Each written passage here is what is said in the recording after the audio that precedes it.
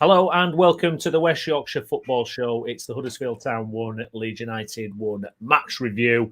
A day after the game, I'm Stephen Brown, and with me, as ever, is Jason Booker. If you're watching along, please do smash a like on the video, get your comments in what you thought about yesterday's game, and don't forget to subscribe to the channel as well. Jason, it was the West Yorkshire derby. We'd done a little preview Thursday night. We were had a mixture of kind of dreading it a little bit because of what we talked about on Thursday, that whole context of how we treat that fixture as opposed to maybe some Town fans do. We're going to break everything down. We're going to go through starting lineups. We're going to go through performances. We've dropped out of that second place position now. Ipswich beat Plymouth 2-0. Your general feelings, mate, on the state of play now, Sunday, 3rd of March, we're getting towards the back end of the season. How are you feeling about things this morning? With a night to digest. Yeah. Just before we go on to the game, have you seen the Ipswich goal, the first goal from yesterday? No, I've not seen it, I must admit. Is it just another jammy? Yeah. Unbelievable. It's nuts. Plymouth defender kicks it in his own net practically. He heads it in his own goal. Conor Chaplin takes a shot, a speculative effort, and the defender heads it the other way, to kind of like flick it away from the direction it's going in and heads it into his own bottom corner. It's unreal. It literally is unreal that they keep on doing this. We've seen so many. I'm going to tag you in it now. But anyway, we're not here to talk about their jammy goal. It's just, it flashed up as I was kind of waiting for the show to start. Look, yesterday's fixture for me is the worst. It's the worst fixture in football for a Leeds fan.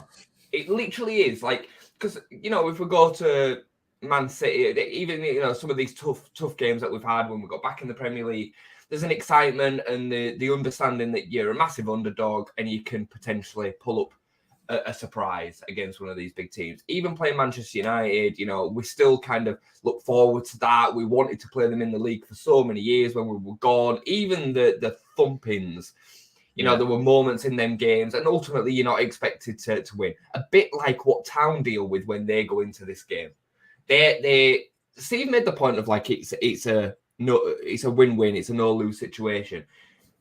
They need the point, so that's not true. But from a perspective of bragging rights, they're expected to lose that game.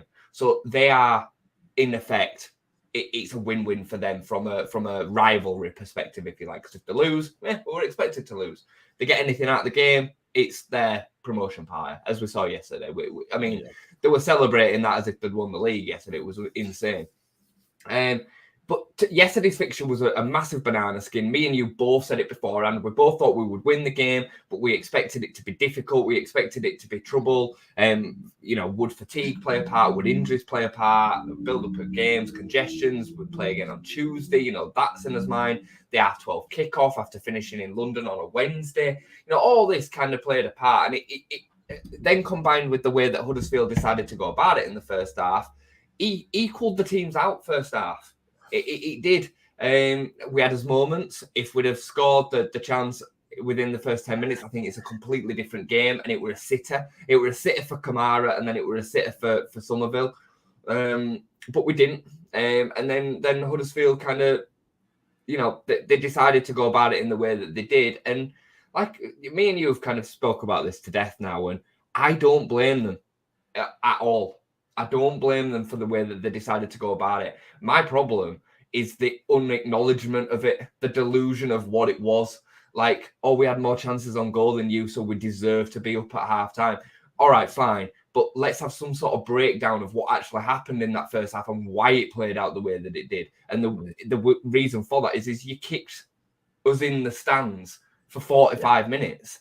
It weren't just a few challenges. It weren't just Pearson's definite red card for me. That's a potential career-ending injury, a career-ending tackle, sorry. With any more excessive force, he breaks Somerville's leg. It were right down the back of his Achilles. It were a horror challenge. You then combine that with the Jonathan Ogg should have been sent off before the elbow, and then he should have been sent off directly for the elbow. Firpo makes a bit of a meal of it. I'm not going to say that he doesn't, but Jonathan Hogg looks at him and then goes like that. Like it's not unbelievable in the replay. Like it's it's absolutely unbelievable. It's not so.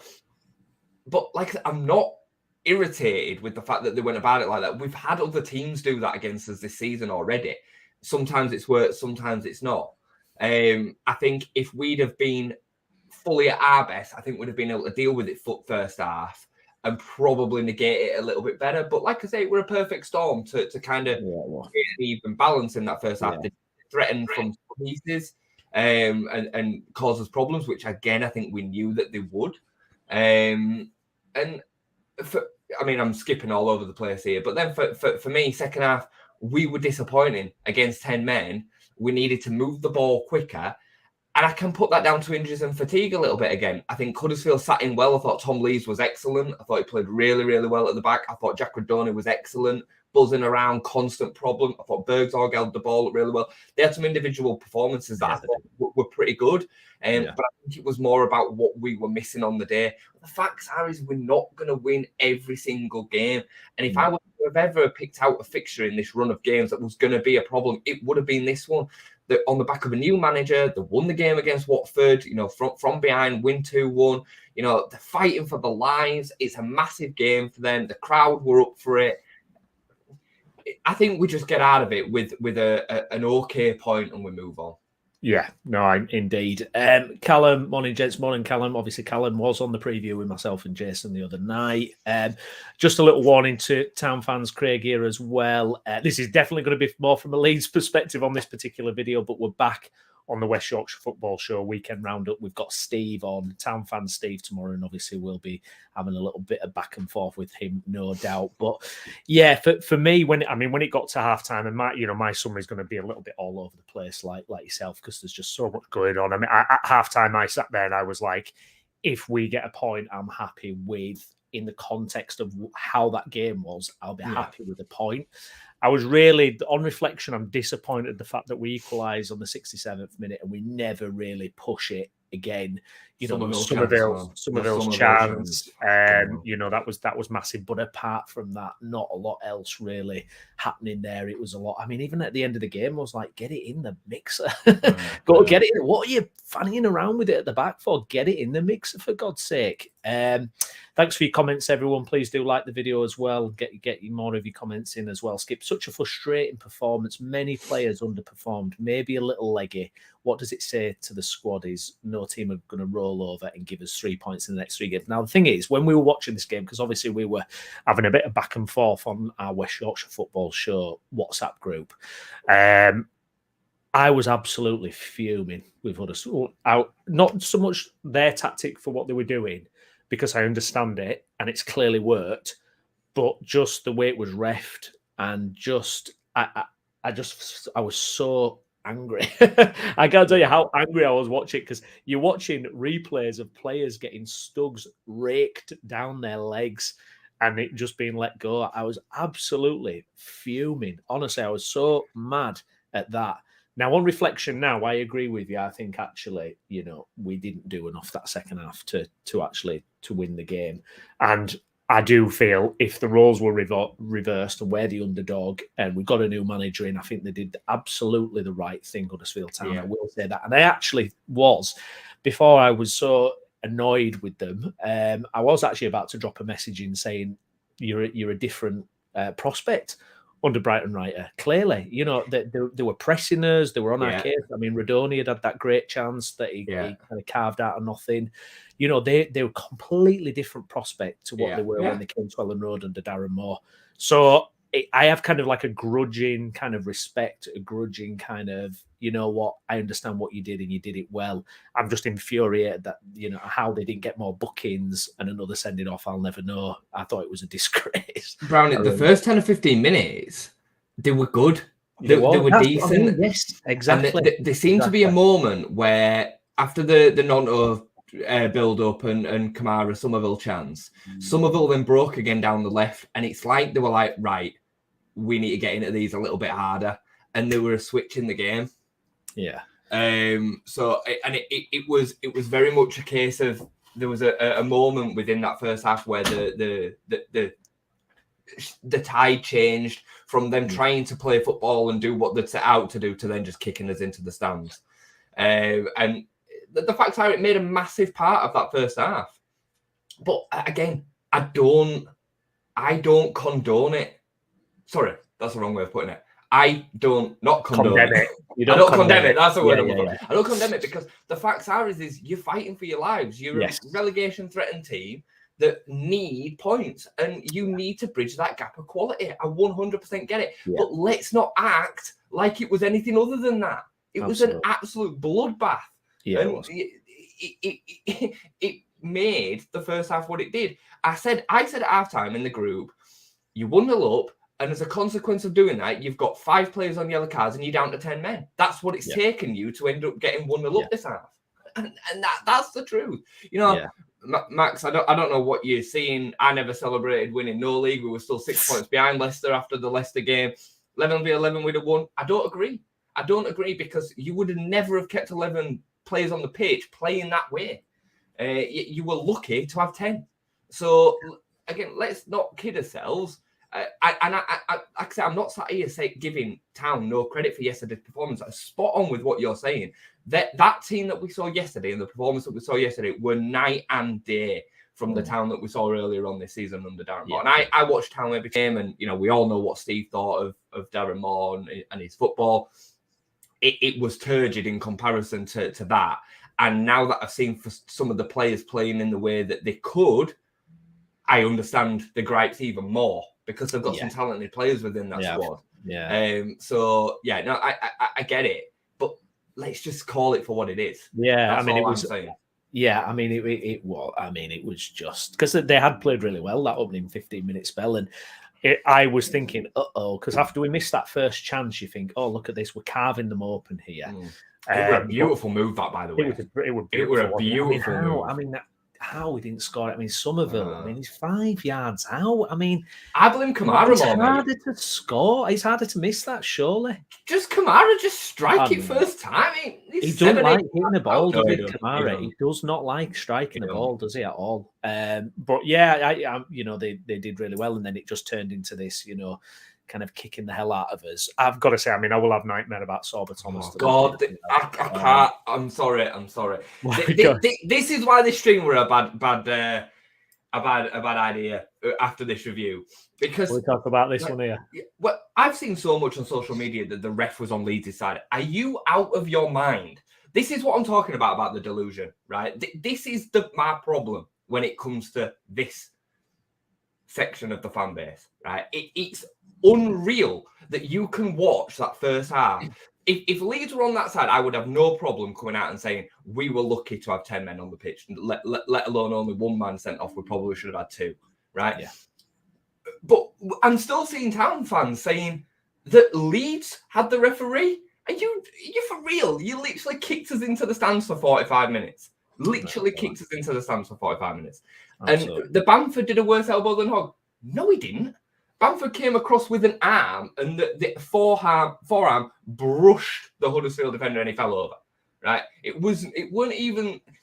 Jonathan Hogg was the point of the elbow. Yeah. He looked at Firpo and looks at him. Bang! Yeah. It's not even comparable. It honestly blows my mind.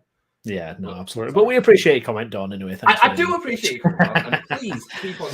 But I'd be saying this if this was any other team other than mine. Like, just try and analyze the game without this complete bias, because I've said in my kind of catch up of the review, we didn't play well second half. You guys probably, even with 10 men, deserved a point, and I'm happy acknowledging that Leeds didn't play well enough yesterday to take all 3 points against 10 men. That's pretty crap. Like, I can say that about my own team. It's not a problem, but let's have it both ways, Town fans. That's all I'm saying. To be honest, this is the big drama we didn't want in it, Jason. This is exactly what we feared. This is exactly why we do it. Because look at it now. Look at the fallout. Look at what we're having to do. Honestly, I hate it. Every time. Michael Brown, Huddersfield played to a game plan to slow the game down, being very physical, gamesmanship, breaking up the play and trying to seize upon set pieces when down to 10 men, and they just banked up defensively. Yeah. Not a problem with that, Brownie. No. He's spot on. Michael is 100% spot on there. Not a problem with that. That Huddersfield should have done exactly what they did second half. And I thought they were good second half. They still tried to counter. They tried to find the opportunities to get win set pieces. They didn't sit back. In the last minute, they got players forward for the set piece. I was worried that we were going to bin it. It'd been even a point in the last couple of minutes. Fair play to them. I thought second half, I thought they were really good considering the circumstances of the situation. I think we were disappointed. We didn't move them around quickly enough. That was where we let ourselves down. But they've dealt with everything as well as possible, really. And I'm absolutely convinced they'll stay up. They'll stay up. Yeah, I mean, and just a word for Sorba Thomas, those deliveries as well. I mean, the whip he gets, and I know obviously that's his thing that we know he can do, but time and time again, those balls getting whipped in, it was just hell, wasn't it? And you knew they were going to score from one because his delivery is so good. Garfieldy, what's the point of Leeds going up? They don't look any better than Sheffield United, Burnley, and Luton. He may have missed the Chelsea game then because we gave them a hell of a game. It's just not true. Again, this blinker from town fans towards Leeds, and it's just crazy. It's just crazy. Bandy nonsense. I'm not sure what you're referring to as nonsense. Maybe one of the previous comments potentially. As an ex-coach, I can tell you it was a combination of our come down from Chelsea, the huge weight of the 10 in a row, and Huddersfield's fight for survival that did it. Yeah, I mean, it was absolutely, we could see, like we mentioned, they were a different prospect and they were scrapping for every little thing they could. Asher, official foul stats. See, this is the other thing that's coming out today, isn't it? I'm happy I had this to Steve yesterday. I'll go through Asher's comment here. So I'm happy to accept we deserve the yellows and reds we got, but Leeds only one yellow was poor officiating. I'm happy to accept, but I just want consistency. Yeah, but you've got to look at the actual fouls. We weren't raking our studs down players' legs. Just play the game on the stats page after them. Like, if that's what matters, 13-10, just play the game on the stat sheet. Don't bother watching it. Close your eyes completely throughout the whole game and just ignore it. What's the point? Because, oh, God. Yeah, I know. No, it's going to be one of those streams, I think, is it? But, love it. Bring it on. We love to get challenged on this, so it's absolutely fine. It's all part of the discourse, isn't it? Let's kind of go back to the beginning. Let's try and get some structure to this. Get some order. I'm not too set on it though. But the lineup, obviously, it was a change from the Chelsea players came back in. We had Bamford back, we had Nonto, we had Somerville, Kamara reinstated. Pretty much what we expected. I think I certainly expected that. I didn't think we'd see Archie Gray in midfield, which I think a lot of people were clamouring for. I think on reflection, I think actually maybe Gray midfield. I think maybe it's kind of hindsight, but it might have been the right thing to do. I'm not sure, but I mean Kamara. I mean, let's talk a bit about Kamara because he's had for me a terrific season. He's been absolutely superb, but he was miles and miles off it yesterday, Jess. He weren't on his own though, but he has had a fantastic season, and a lot of what he does is very subtle. He opens up space for teams with his body movement and the way that he carries the ball. He links play together really, really well. But I thought him and Gruev were both a little bit off it yesterday. Gruev was clearly carrying an injury. I mean, he'd not trained all week until Friday, I think it was. Yeah. And same went for Gio. And I think you could see that. I don't want to blame injuries. I really, really don't. But you could see with the effectiveness of Gio that he wasn't at it. He weren't confident and comfortable picking up the ball and put going in between 2 and 3 players like he has been doing. When we really, really need a moment, Gio's the kind of the man to make that happen, especially against these low blocks. And he just couldn't do it yesterday. But he weren't going to find the ball. He was avoiding the ball. Did we get spooked from their aggression, though? Did we kind of get a few kicks and we kind of... Because, I think one thing that's underappreciated, if you're a player like Somerville, is how brave you have to be because you get kicked all over the place. And if maybe you have got a niggle, a slight injury, and you're getting kicked lumps out of, maybe it just makes you a little bit more hesitant. Do you think that was a factor at all? I agree. Yeah, I agree. I think Somerville's definitely dealing with that. It's now been kind of revealed to us that Somerville is playing week by week without really training, which isn't ideal. No, I'd be bringing him out until he's ready to play personally. Absolutely. He's not looked quite himself for a while, has he? Not for 3 or 4 games, I'd say. I think there's a few in that kind of category, though. I think that, Gio yesterday was probably in that. I'd say Gruev. I'd say Pat was probably in that kind of conversation too. He's not trained much. So we definitely looked a little bit leggy yesterday. But coming back to Kamara, I just think Huddersfield stifled us early. Radoni was really important in what they were doing in putting pressure on them players. They weren't able, whether it was because of Gruev's injury, they weren't able to knock it round first time like they had been doing it with 2, 3, 4 touches, then pass. Yeah. It's been far quicker recently. But I think Kamara gets so much grief unnecessarily. I think he's been excellent this season. He's so underappreciated. And I think it's easy to just say, well, I actually played well midweek. I didn't get the clamour for him to be dropped. I didn't understand why we were suddenly, forget Kamara. I didn't. I thought he played poorly yesterday. But I would have 100%, and I was 100% happy him being in the team. The only starting member of the team that I think we should have changed was Daniel James for Willie Gnonto. I said that before kickoff, and I think it was proven right in that Dan James, I think, would have just scared them more down that side. He'd have been able to get in behind. We've seen that they were pressing. We'd have been able to kind of shoot the ball over the top a little bit more and get Dan James in down that side as well as Pat.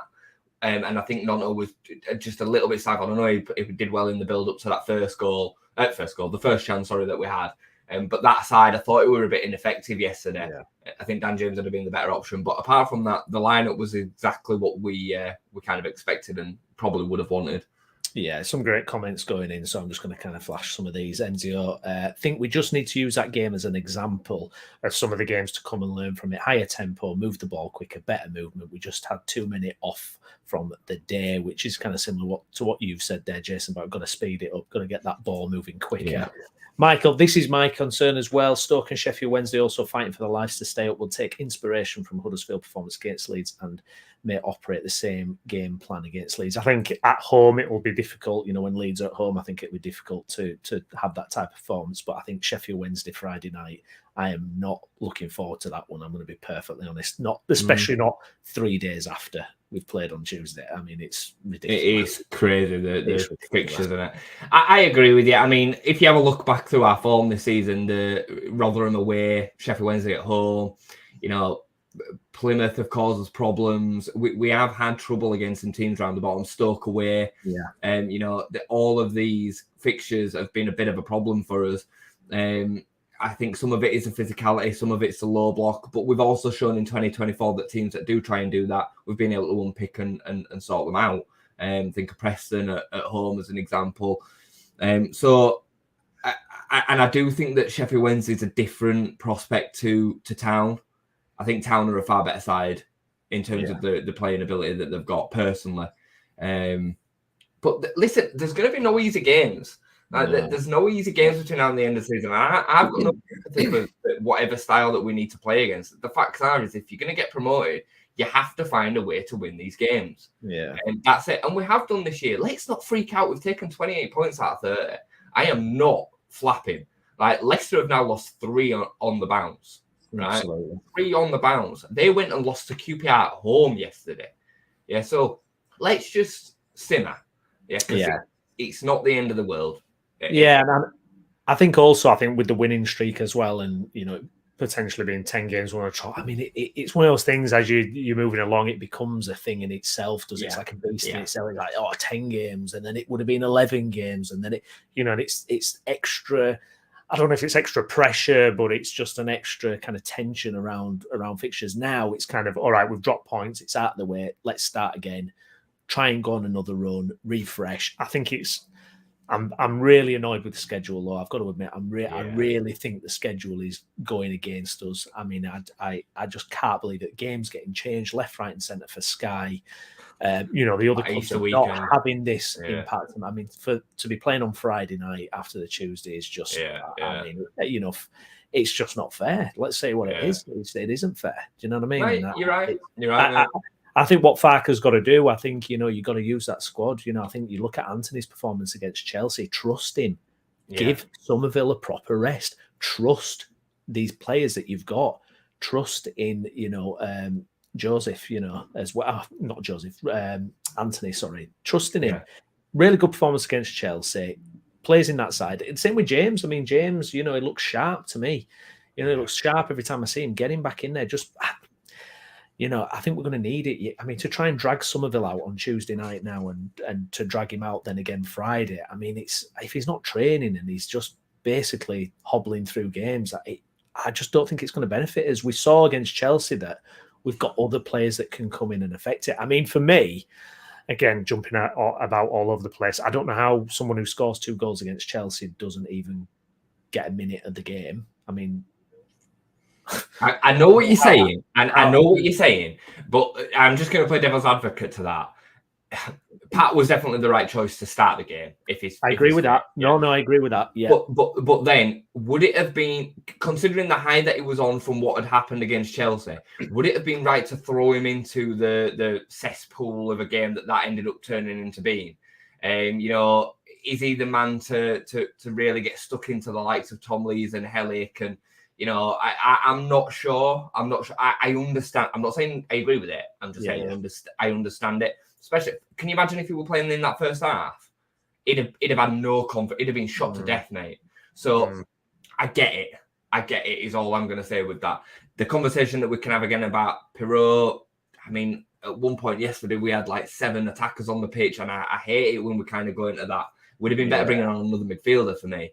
But we don't have that 10 off the bench to change the game. Gio needed to come off yesterday. We don't want to wear it, but it's true. He weren't effective yesterday. So, true. Tricky one. True. Rutter and Somerville can both be frustrating. Both didn't have good games. Tried to do too much on the ball instead of taking easy passes. Are you surprised? Why did they keep going to Somerville that second half? Why not more to James? I can't answer that. Especially when we brought Connor Roberts on and the goal came from down the right.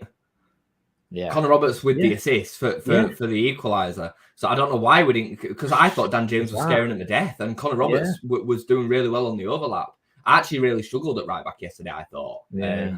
He struggled to get beyond whoever was in front of him, and defensively I thought it was all right. I mean, there was one unbelievable recovery tackle on Sober Thomas, I think it was.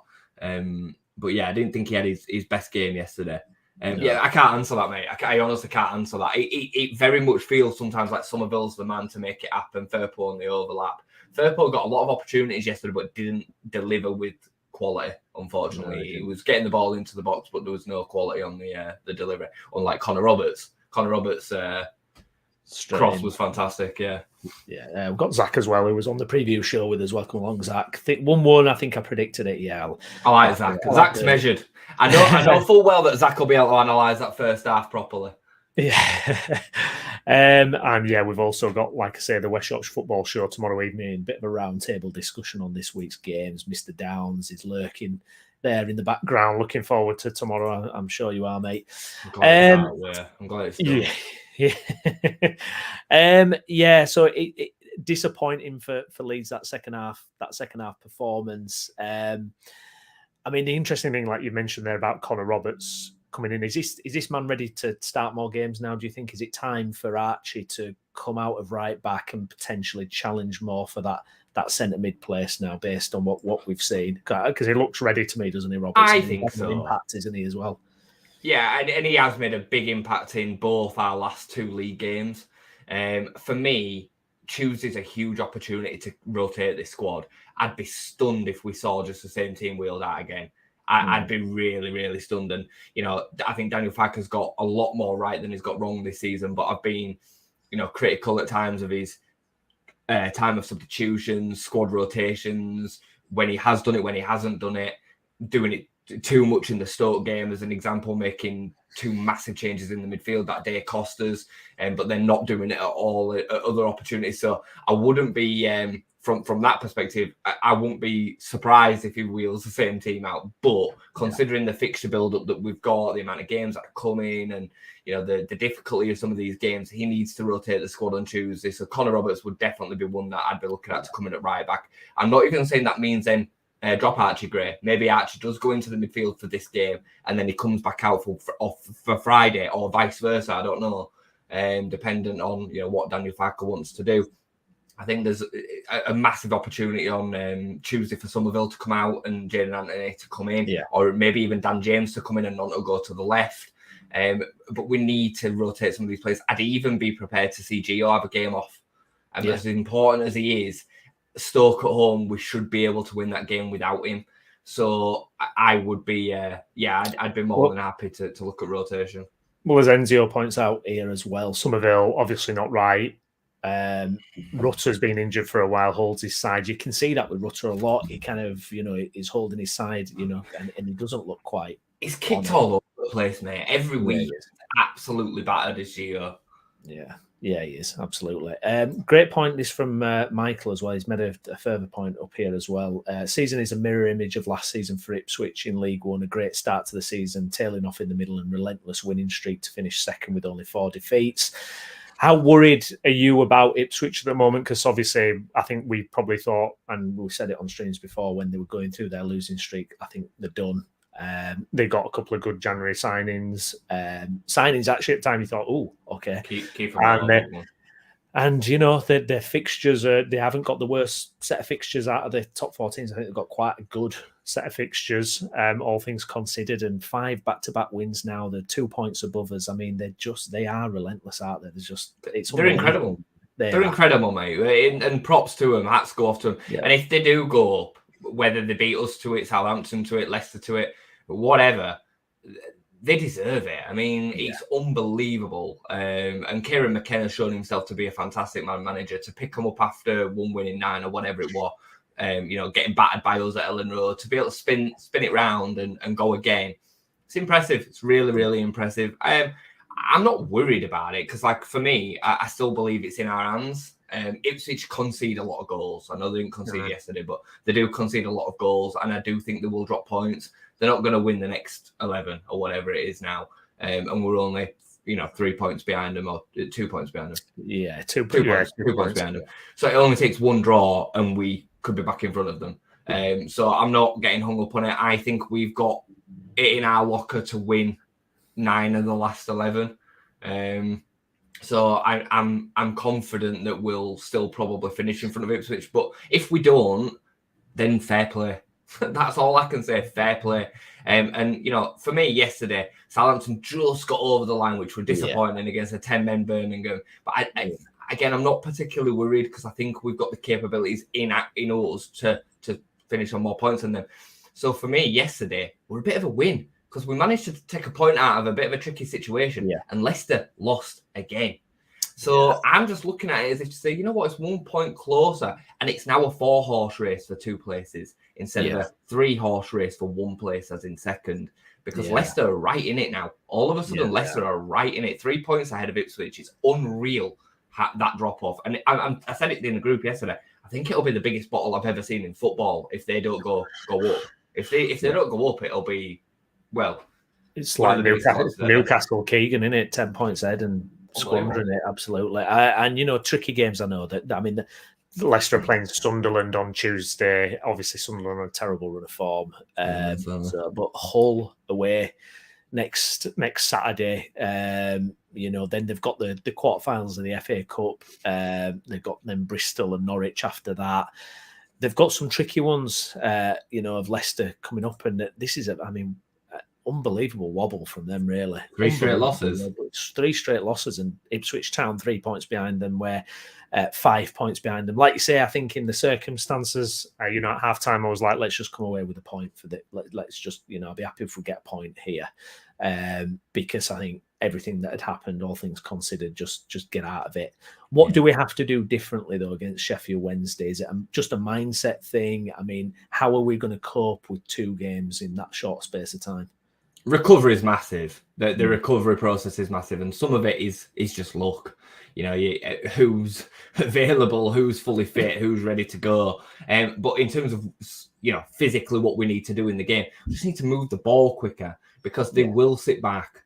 What Town did second half, and there were gaps there yesterday, but we just didn't move the ball quickly enough. There were a couple of times where Ampadu drove the ball out of the back line and gave that extra man. He'd pop it off to the right wing, but then Dan James would take it back to Connor Roberts. Or we'd do the same on the other side, would slow it down. And, they doubled up really well, did Town yesterday. I did notice that on several occasions. Sober Thomas was right back with the fullback, and the same was on the other side. Jack Radoni, like I say, was buzzing around everywhere. It's literally just that, and we do need a moment from one of us one of his stars. You know, Gio yesterday didn't really have a single one nearly with the chance towards the end of the first half. He should have done better with the header. You know, we did have some good chances yesterday. We forget we did have some good chances yesterday. So yeah, that is all I would say, mate. Is in them moments where we are in and around the opposition box, we move the ball quicker. And somebody made the point earlier on, a bit further up. Scoring the first goal against his teams is massive. It's absolutely massive. Yeah, we score that goal against Town, score the chance against Town yesterday. I think it's a completely different game. As impressed as I was with them, I think they would have then been forced to come out. You know, they're not just going to be able to play for set pieces. And I think we'd probably catch them 2 or 3 times. I think we said as much in the preview, and I think the Town lads said the same. If we score early, it's probably a different kettle of fish. But we didn't. That's football, isn't it? So that's how it goes. I wonder if what's our record at 12:30 kickoffs? Because I was wondering, obviously, something you said about the fact that Farker likes them training later in the day anyway. You know, even when just general training is later in the day, and it's almost like, you know, I'd love to know what the record is at 12. I don't know how many have we had this season. I'm not really sure. We've had a handful, haven't we? But I'd be interested to know how we've gone on with them, because might be something in that as well. Farker himself. Yesterday said he needed to lift the mood in the dressing room. It was really quiet and it kind of looked like a loss, but it's kind of a sign of how far the team's come, and sometimes a point is a good point. And I mean, we've got the man who's going to be calm and collected in this moment, and he's not going to start flapping by any means, is Farker, you know. And I'm sure he'll be able to get that confidence going again, won't he? And you know, it probably...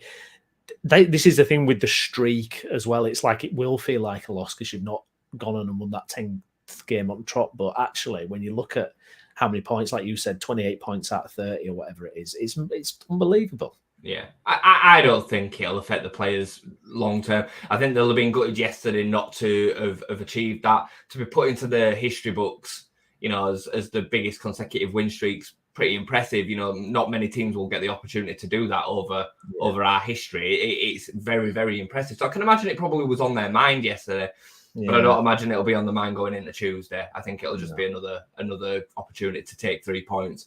Everything that I've seen from this squad seems like they've got a really good mentality. You know, we've bounced back before. Thinking of, you know, the Christmas period, every single time we've had a loss apart from the West Brom Preston back-to-back, we've gone and won the next game. You know, I mean, obviously yesterday weren't a loss, but I expect us to pick up where we left off. I think you'll see a very similar performance to what we've seen for the best part of 2024, injuries permitting. But we've got to deal with that. Like, other teams have injuries too. You know, Town had injuries yesterday. So, yeah, it's just part and parcel of it, isn't it? I'm just having a look kind of when that schedule kind of eases up for us a little bit, because we've got... I think it's it's a bit of a gap between the Millwall and international break coming up. International break. And then when you come back to that, if you're still in the thick of it, which we should be really, it's just full steam ahead, isn't it? Really, I mean, you can't call it, can you? Really, I mean, it's so many twists and turns. You know, let's bring up actually. As a neutral, it's fantastic. I mean, I made a comment yesterday about the bottom. The bottom in the Championship is unbelievable. I think there's 9 teams from second bottom to 9 up that can go down, and there's 5 points separating all of them or something. Yeah, because so Stoke are on 38 points, Swansea have 42 points in 15th, which is just which is wild, isn't it? Yeah, so 4 points. It's absolutely mental. Looking at the league table here, then, Jace. One thing that Michael pointed out in the comments as well is you're looking at the league games lost, and Ipswich only lost 4 games all season out of 35. Just incredible. But again, I mean, 8 points between those top 4 teams. But when you're looking at the form, you're certainly looking at Ipswich and Leeds. I would love it to be Ipswich and Leeds. I'm not going to lie. I would love it. I'd love to see Southampton and Leicester scrap it out in playoffs and then neither of them get promoted. I think that'd be hilarious. But it's just so tough to call, isn't it, really? I mean, we've got the good thing is we've got the second best goal difference, which I think that could be worth a point now. I think without a doubt. Teams that close, that could be absolutely huge, but that is so tough to call, isn't it, Jason? It's an unbelievable battle, mate. I mean, if we weren't part of it, it'd be absorbing to watch. And just hopefully we come out of it with what we want. But like I said, I'm going to keep on approaching it with the same attitude that I've tried to approach this whole season, in that we just need to try and enjoy it. Try and enjoy, you know, going into every game thinking we're going to win this one, we're going to win this one. It's fun, right? Like, we're in a right battle. And the fact that we're now back to chasing again. You know, there's going to be twists and turns. I wouldn't even be surprised to see Southampton be second again for a little bit of this run. You know what I mean? It's just what it's like. So, yeah, for me, I'm just going to enjoy every game as it comes. I believe that we'll still finish top 2. I believe Leicester are in a real tricky spot. You know, yesterday they lose to QPR at home, and QPR had 2 shots on goal, and they scored 2 goals. There's got to be something in that. And clearly their mentality is struggling right now. You know what I mean? They were good against us in patches, but in that last 15 minutes, they fell apart. They properly fell apart. And then to go on the back of that to a comfortable home game against QPR and to lose, you know, and only score 1 goal, it just shows that they're struggling in front of goal for either composure, they're not dealing with the pressure. Look at the chance that Daka had against us. Yeah. You know what I mean? Like, Fatawu, the one that he put just completely wide. These moments, like, it's all well and good being a super talented team, but if you then get given them moments, the top teams, the ones that are fully composed and confident, they take them, and that's who win leagues. So, I'd be looking at Leicester and be really worried. I mean, they could be off top. Well, no, they couldn't because of goal difference, but they could be level on points with Ipswich after the next round of games. That's wild. It's crazy, isn't it? Absolutely crazy. In terms of Stoke up next, Jason, what kind of prospects are they going to be? I mean, they've obviously won yesterday, beating Middlesbrough 2-0, really good result for them. Middlesbrough are in a bit of trouble, aren't they, again? You know what, I was just going to say, because Middlesbrough are on 44 points. They're only 6 outside the relegation themselves. So, I mean, it's been a bizarre. They look like they've got their act together a little bit. Do you remember? They were bottom after 6 games. I think they've lost 5 of the first 6 or something. And I was like, they're in big trouble. Carrick, like, not the man. And then they picked up, like, I think it was 6 wins in a row or something. They ended up, and then ended up being on the edge of the playoffs, flirted around there for a bit, and now they've just dropped like a stone again. So bizarre. Stoke's going to be a tricky one, mate. I still think it's a tricky fixture. They've got some good players. I don't know why they are where they are, really. They are a cursed club since they've come down. They go through a cycle of recruiting these managers that have come from in pretty stable jobs and done good jobs. They come in, do terrible, get sacked, and then they go on to the next one. They're going to be fighting for their life, but I fancy us again at home against everyone, if I'm honest. Again, first goal and an early goal will be vital. I think we get at them early and get that goal. I think we can win comfortably, but it depends on who's available. This fixture pile up, if we get through with a 1-0 win or a 2-0 win or 2-1 win, whatever, it doesn't really matter. It's just about getting points on the board at this stage. Yeah, no, absolutely, indeed. Before we kind of wrap up then, Jason, just a kind of overview of yesterday's match. No need to panic. It's dropped points for the first time in 10 games. It's been a remarkable run. Probably a few lessons in there, I think, in terms of, when it comes to a physical battle. I wonder if Farke's going to think, maybe to use his squad a little bit more. I mean, we saw a great showing from some of those players midweek, especially, Jadon Anthony, someone like that. I mean, I think there needs to be a little bit more trust there. Dan James.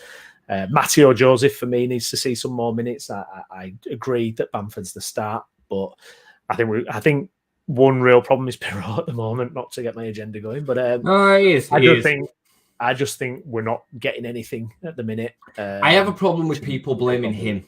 That's my situation with it. It's the tactic and his attributes not suiting it that are the problem. You're 100% right. I thought it was completely Pirronymous yesterday, like, to coin the phrase. He really was. He was completely and utterly anonymous. So I agree with you, mate. I agree with you completely.